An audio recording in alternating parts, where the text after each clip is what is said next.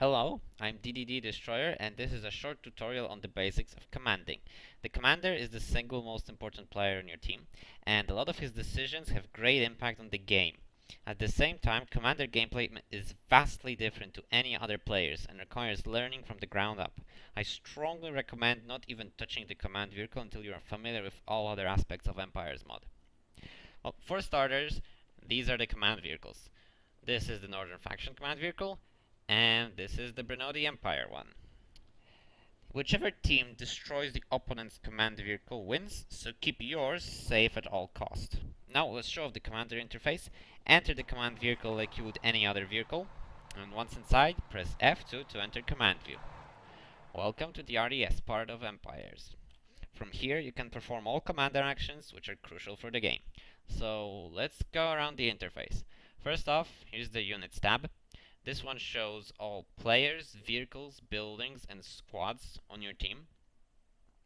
You can select whichever you desire directly from the menu or by drawing a box over them in the game world.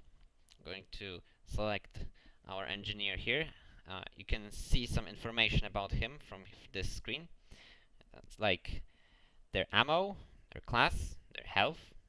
You can also give them attack, move, and guard orders. Move to this location. Like Attack so. this target. You can also abort them, but it's a turret, so let him destroy it. You can also click on buildings to show their health, and buildings can be recycled to retrieve some of the resources that went into building them. After 20 seconds, the armory will disappear and some more resources will appear in the bank.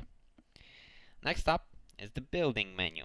All buildings and their resource cost are listed here. To build something, click on your chosen building, let's say a radar, and choose a spot where the ghost of the building turns green. Then hold down your left mouse button, rotate it left or right so that it faces your desired direction, and then click again to place that building. Now, remember, any building that you place needs to be built by an engineer out in the field before it's actually operational. Now, let's go for a quick overview of the available buildings. Refineries can only be placed on resource points, like this one, and they generate resources for your team to be spent on other buildings and vehicles. Barracks act as spawn points for your team.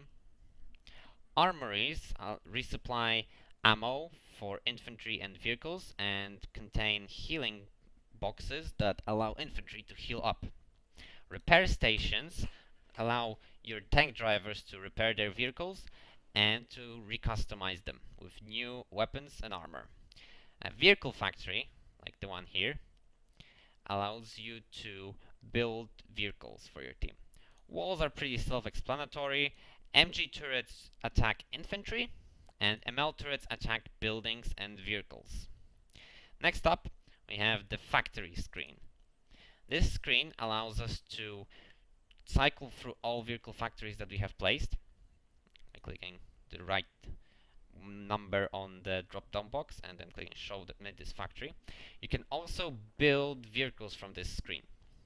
So first off, you select the correct chassis and loadout from the two drop-down boxes here, and you click build. Vehicle constructed. As you can see, this has spawned an APC.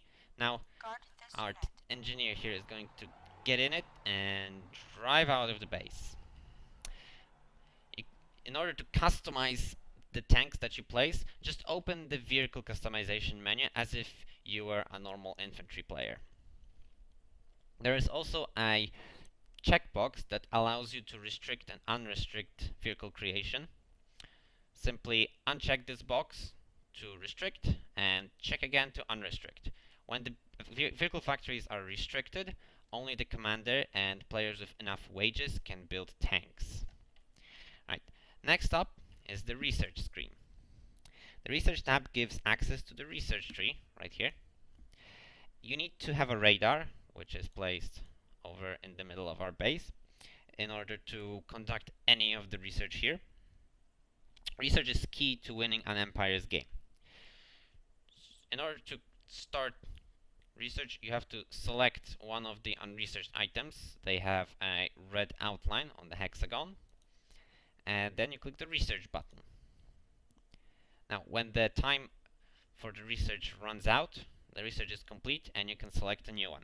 Staying on top of research and making sure that the breaks in between research items are as short as possible are critical to your team's success so that you don't fall behind in terms of technology.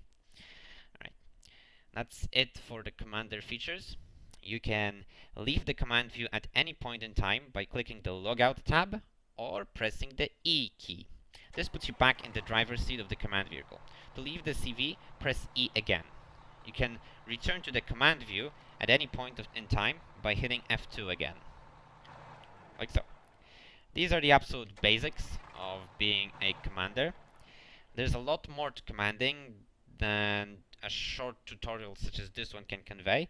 So again, before you step into the CV, be sure to get comfortable with other aspects of Empire's mod to have a vague idea of what the right course of action is. But in short, listen to other players' requests, make sure the research keeps going, and keep the command vehicle away from the enemy.